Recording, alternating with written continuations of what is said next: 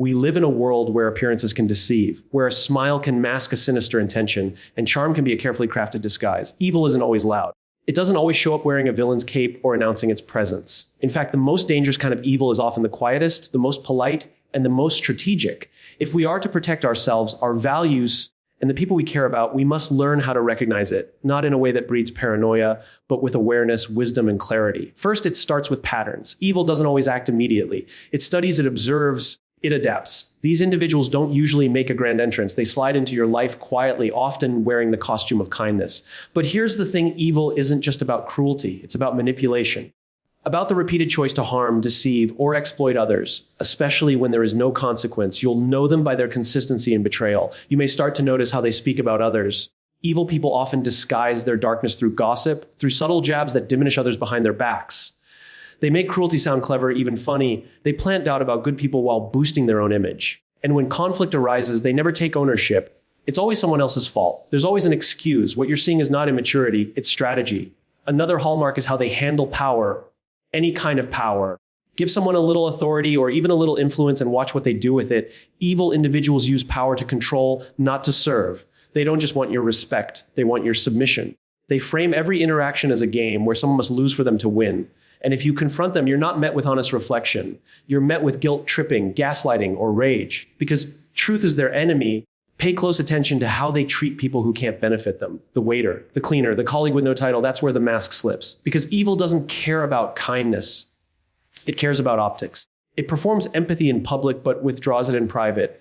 If someone is only good when they're being watched, they're not good, they're rehearsed. Also observe how they react when others succeed. A healthy person celebrates. An evil one competes. They may feign support, but watch their subtle sabotage. They'll try to undercut progress through doubt, distraction, or deception. They want to be the center of your life, not because they care about you, but because they need to control the narrative. They thrive in confusion because it keeps them in power. And here's the most unsettling part, they often know exactly what they're doing. They may play the victim when it's convenient, but behind closed doors, their moves are calculated. They choose what to show, they understand what to hide, and they feed off people who are empathetic, trusting, or too kind to call them out. This is why awareness is power, not fear, not hatred. But awareness, it allows you to set boundaries, to trust your instincts, to walk away when something feels off, before your trust is weaponized against you. Because evil people don't want relationships, they want control. They don't want conversation, they want submission. And when they can't get what they want, they discard you without a second thought. But here's the good news, they can't survive in the presence of truth. The more we talk openly, the more we observe without denial, and the more we protect our peace with clarity, the less power they have. They may manipulate, but they can't thrive in transparency. So stay awake, stay kind, but don't be naive.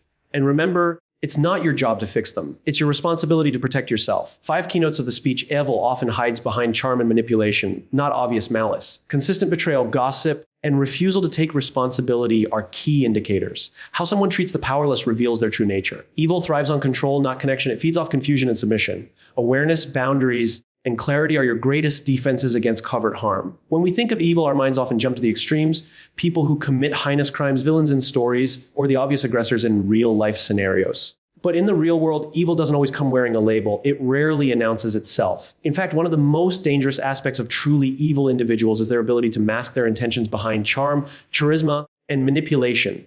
They don't enter your life with a storm. They arrive with a smile, often cloaked in what seems like warmth, generosity, and understanding.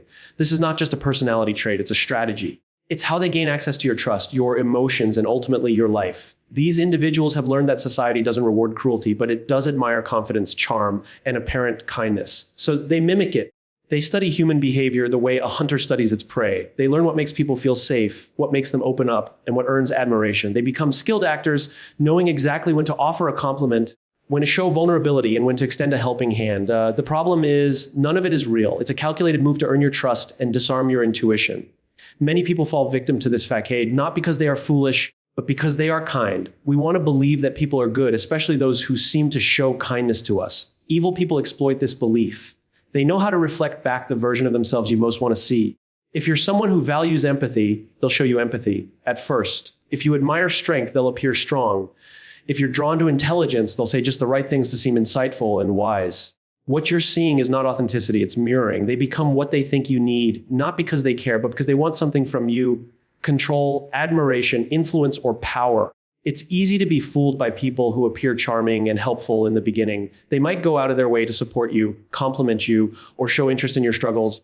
But what follows over time is a slow unraveling of their true intentions. They may start to demand more of your time and attention. They might begin planting seeds of doubt about others in your life, subtly isolating you. They could begin testing how far you're willing to go for them, seeing if you'll bend your values, make sacrifices, or ignore red flags in the name of loyalty or love. These aren't isolated behaviors, they're patterns, and they always escalate. One of the most disturbing truths is that evil people often don't see themselves as evil. They see themselves as smarter, more capable, more deserving. They believe manipulation is justified if it gets them what they want. They view charm not as a means of connection, but as a tool to control. Their kindness is transactional, their empathy performative. If someone else benefits in the process, it's accidental. The focus is always on themselves, on securing their position, protecting their ego, or advancing their agenda. This is why recognizing the gap between appearance and intention is so crucial. Just because someone makes you feel good temporarily doesn't mean they're good for you. Just because someone presents themselves well in public doesn't mean they live with integrity in private. We need to observe people beyond the surface. How they act when no one's watching, how they respond when they're challenged, how they treat those they don't need to impress.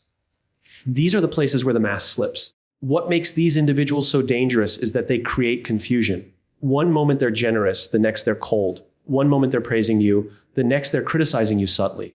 You begin to doubt yourself more than you doubt them. That's the goal. They don't just manipulate situations, they manipulate your perception. And when your perception is distorted, it becomes much harder to see them clearly. You start making excuses for their behavior. You blame yourself. You hold on to the good moments while ignoring the harm. That's exactly where they want you. Evil people don't need to raise their voice, threaten you, or openly attack to cause damage. In fact, the ones who are most dangerous rarely do. They damage you through confusion, through subtle erosion of your self-worth, and through a carefully crafted image that makes it hard for others to believe they could do any wrong. This dissonance is what gives them power. They can hurt people while still maintaining a reputation of goodness, often turning others against you if you speak out. To truly protect yourself, you must accept that evil doesn't always look evil. It often looks beautiful, articulate, generous, and attentive.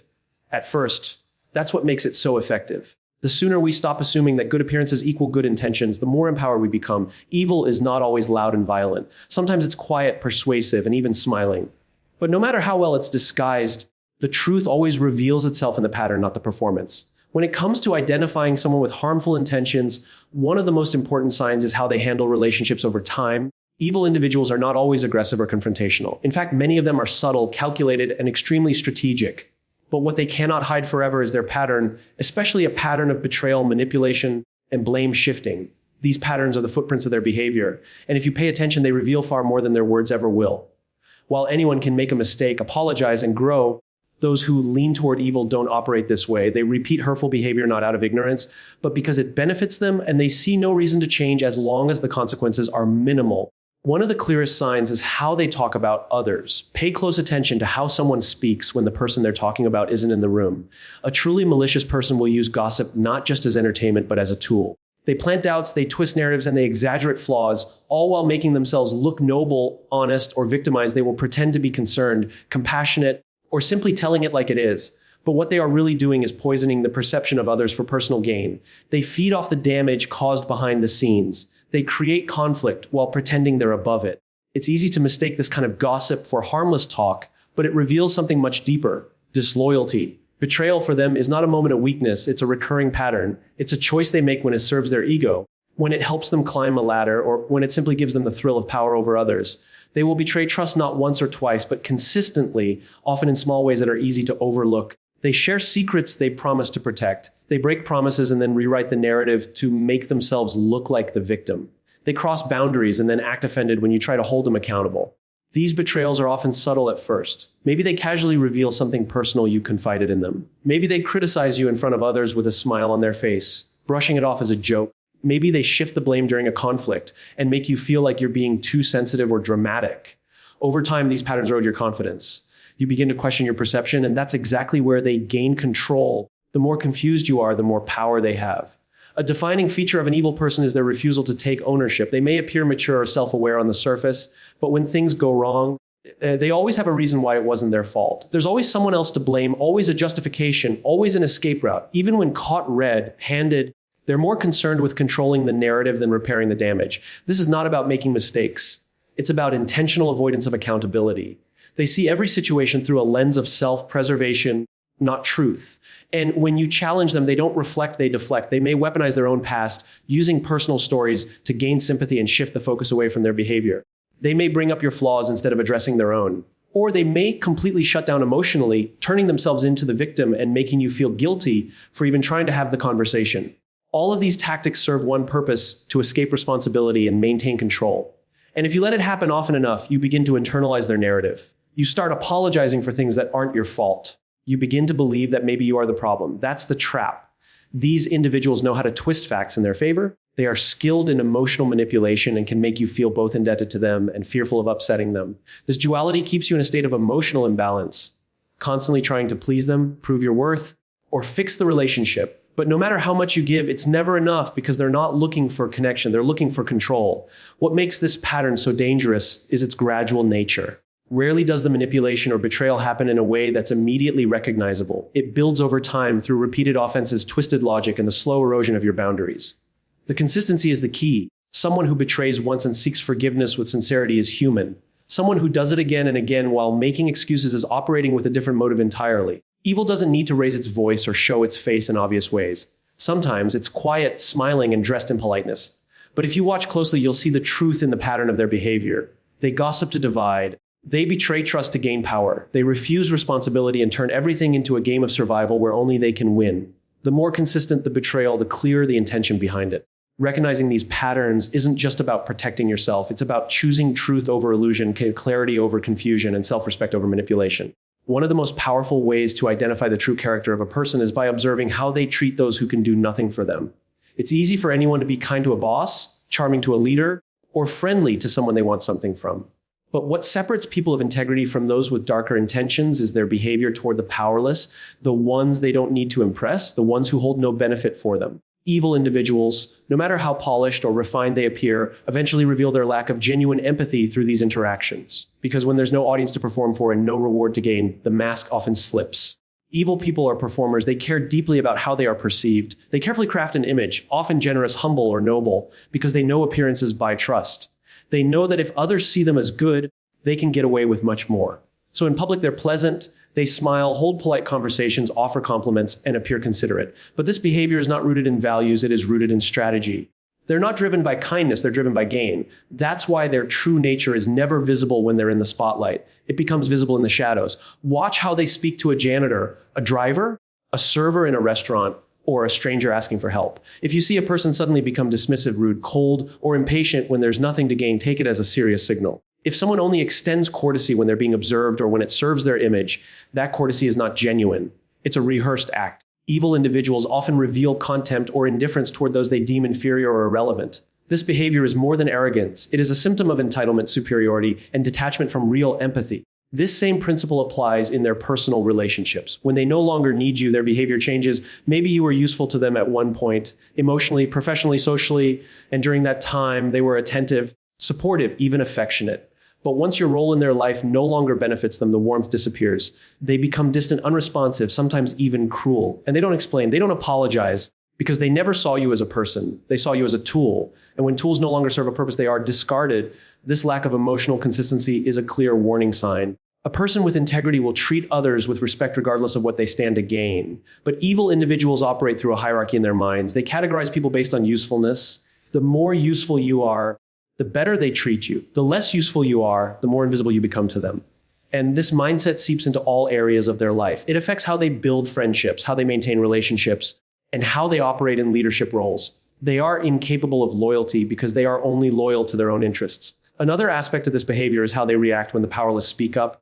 If someone from a lower position dares to confront them or express discomfort, evil people often react with disproportionate aggression or contempt. They don't engage in honest dialogue. They belittle, they muck, or they retaliate, because in their mind, that person has no right to challenge them. This isn't just a flaw in character. It's a window to how deeply they believe in control and dominance.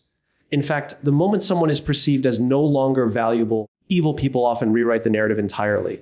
They start to downplay that person's previous worth, exaggerate their flaws, or twist past events to justify their coldness. This rewriting of history is their way of maintaining the illusion that they are still in the right. They need to feel morally superior, so they reshape facts to suit their ego. They can't accept that discarding someone for convenience is wrong, so they invent reasons to make it seem justified. This pattern of behavior is what makes them dangerous. Because if someone is only kind when kindness is easy, when it brings benefits or applause, then that kindness is not a reflection of who they are. It is a manipulation of how they want to be seen. A person's true character isn't revealed in grand gestures. It's shown in the small, everyday moments, especially when there's no one watching and nothing to gain. When someone shows consistent decency, compassion, and fairness regardless of who they are dealing with, that's integrity. But when someone's behavior shifts based on status, utility, or attention, that's a sign of something far more sinister. Evil people are not defined by a single action or word. They are defined by patterns of behavior that consistently prioritize self-interest over decency. Their treatment of the powerless is not just a minor personality flaw. It's the clearest indicator of their moral foundation. If you want to know who someone truly is, don't look at how they treat the important people in the room. Look at how they treat the ones they think don't matter. Because to someone without empathy, human value is always conditional. And that conditional love, that conditional respect is where evil hides. When you're dealing with someone who has evil intentions, one of the clearest signs is the way they frame relationships as power struggles rather than mutual connections. For them, every interaction is a test of dominance. It's not about understanding, compromise, or growth. It's about control. They don't seek closeness out of care or curiosity, but rather as a way to influence your thinking, shape your behavior, and ultimately bend your will to serve their agenda. Evil people don't thrive in environments of equality. They need an imbalance, and they create confusion deliberately to maintain their control. Because confusion, more than fear or aggression, is the most effective tool for manipulation. It begins subtly. They don't walk into your life demanding obedience. Instead, they charm, they compliment, and they connect with you in ways that seem deeply genuine. But over time, they begin to shift the dynamic. They insert little tests, minor situations where your loyalty, your time, or your values are put to the side for their convenience. And when you comply, they take note. They learn what lines you're willing to cross and how far you go to avoid conflict with them. Slowly, your sense of identity begins to blur. What you think, how you feel, what you believe all start to revolve around how they react to it. This is not always done through anger or direct threats. Sometimes it's done through silence, through disappointment, through guilt. They may act hurt when you speak up. They may withdraw affection when you set a boundary. They may praise you only when you agree with them or comply with their expectations. Over time, you learn to avoid displeasing them, not because you fear punishment, but because you don't want to be shut out. That's the power of control. It doesn't have to be loud. It can be quiet, calm, and calculated. What makes these individuals so dangerous is their ability to present control as care. They make it seem like they're just trying to protect you or guide you or keep things peaceful. But what they're really doing is shaping your reality. They don't want a partner. They want a follower. They don't want collaboration. They want compliance. And when you begin to notice this shift, when you begin to question the relationship or challenge their behavior, the confusion intensifies. They may suddenly turn kind again, remind you of better moments, or apologize in ways that seem heartfelt but lack any lasting change. This intermittent reinforcement keeps you off balance. It keeps you wondering which version of them is real and whether you're the one overreacting. Evil people know how to distort truth to serve their control. If you catch them in a lie, they'll twist the story. If you try to discuss your feelings, they'll shift the blame or invalidate your experience. They don't engage in honest dialogue. They twist your words, reinterpret your actions, and reframe events to always put themselves in a favorable light. And the more they confuse you, the more they control you. Because when you doubt your own judgment, you stop resisting. You start to depend on their version of reality. This isn't about disagreements or flaws. Every human being is imperfect. But the difference is intent. A healthy person in a conflict wants resolution. An evil person wants control. That's why they don't just argue a point. They wear you down emotionally. They use guilt, shame, and emotional exhaustion to bend you. You might begin to find yourself apologizing constantly, walking on eggshells, or second-guessing your every move. You might feel drained around them, not because of what they do, but because of how hard you have to work to keep the peace. In healthy relationships, there's room for two voices. There's give and take. But evil people see compromise as weakness and honesty as a threat. They don't want communication, they want submission. And when they can't get it through charm, they get it through chaos. They might cause drama, play the victim, or create conflict with others just to isolate you or to make themselves the center of your emotional world. They want to keep you distracted, unbalanced, and emotionally entangled. Because the more chaos there is, the less clarity you have. And when you lose clarity, they gain control. This pattern plays out in both personal and professional settings. In the workplace, these individuals might appear competent, but behind the scenes, they sow division, pit people against each other, and create toxic environments where truth is buried under manipulation. In friendships, they dominate conversations, minimize others, and make every interaction revolve around them. In romantic relationships, they isolate, confuse, and dominate under the guise of love. They are not seeking closeness, they are building control structures. The most dangerous thing about this dynamic is that it often feels like love or loyalty, especially in the early stages. But love is not supposed to feel like fear. Loyalty is not supposed to cost you your clarity, your peace, or your identity. Evil doesn't come in all at once. It seeps in slowly, wrapping itself in confusion and false connection. And before you know it, you're no longer free, not because you're trapped by force, but because you're trapped by uncertainty. Control doesn't always come with chains. Sometimes it comes with a smile and a soft voice telling you that you're overthinking everything, when in reality, you're just starting to see clearly. Awareness is your greatest defense when dealing with people who have malicious intent. Evil doesn't always announce itself with violence or aggression. More often, it hides in plain sight, cloaked in charm, intelligence, and false vulnerability. What makes it so dangerous is its ability to go unnoticed until the damage has already been done. That's why developing the ability to see through the performance, to recognize the red flags early and respond with clarity and boundaries is not just wise, it's essential. Because the truth is, evil people don't survive in environments where people are awake, alert, and unwilling to be manipulated. These individuals rely on your silence. They depend on your hesitation to question them. They count on your tendency to doubt yourself before you doubt them. They thrive in the spaces where people are afraid to speak, unwilling to confront, or too trusting to investigate. They use your empathy as a tool. They twist your kindness into a weakness. They interpret your patience as permission. And unless you begin to notice this pattern for what it is, you will always find yourself one step behind, wondering how you got hurt, why things don't make sense, or why your peace keeps getting interrupted. But when you become aware, everything begins to shift. Awareness allows you to observe behavior without getting entangled in it. It lets you notice inconsistencies between someone's words and their actions. It sharpens your intuition, and your intuition is your first alarm system. The problem is most people are taught to ignore their instincts. We're told to give others the benefit of the doubt, to be kind no matter what, to stay quiet, to keep the peace. And while those principles sound good in theory, they become dangerous when applied without discernment. Evil people exploit those very values. They hide behind social rules and emotional guilt, knowing full well that most people would rather endure discomfort than risk confrontation. That's where awareness becomes more powerful than any confrontation, because the goal isn't to fight them, fix them, or expose them to the world. The goal is to protect yourself before you're pulled into their web. When you're aware, you stop explaining yourself to people who aren't listening. You stop hoping for accountability from people who are committed to avoiding it. You stop engaging in emotional tug of wars with people who thrive in drama. You begin to preserve your energy for people who respect your clarity, not those who punish you for having it. Boundaries are the natural extension of awareness. When you recognize harmful patterns, you stop trying to change them and start choosing distance. Evil people hate boundaries because boundaries limit their power. They can't manipulate you if you're not available. They can't twist your words if you're not in constant conversation. They can't create chaos in your life if you stop giving them access to it. The clearer your boundaries, the less space they have to operate. And the moment you begin to say no, not in anger, but in certainty, you become a threat to their control. This doesn't mean you walk around accusing everyone or living in paranoia. It means you develop the skill of observation. You notice who consistently drains your energy, who always plays the victim, who never takes responsibility, who gossips to you but smiles at others, who thrives on control disguised as care. You stop excusing these behaviors as just how they are, and you begin calling it what it is, even if only in your own mind. Because once you name the behavior accurately, you stop internalizing the blame for it. The truth is, evil cannot thrive in environments filled with honesty, accountability, and clarity. The more you speak truth, even quietly, the more uncomfortable they become.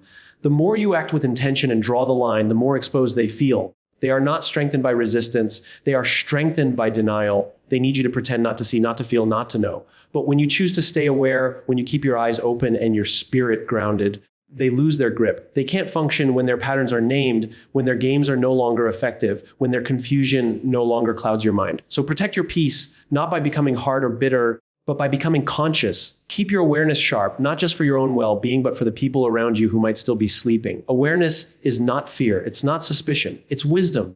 And wisdom is the one thing evil can't manipulate, because the more awake you are, the less you are available to be used. You are not obligated to make sense of their behavior, to heal their wounds, or to carry the weight of their manipulation. You are only responsible for your clarity. And once you have it, you'll never unsee what the mask tried to hide.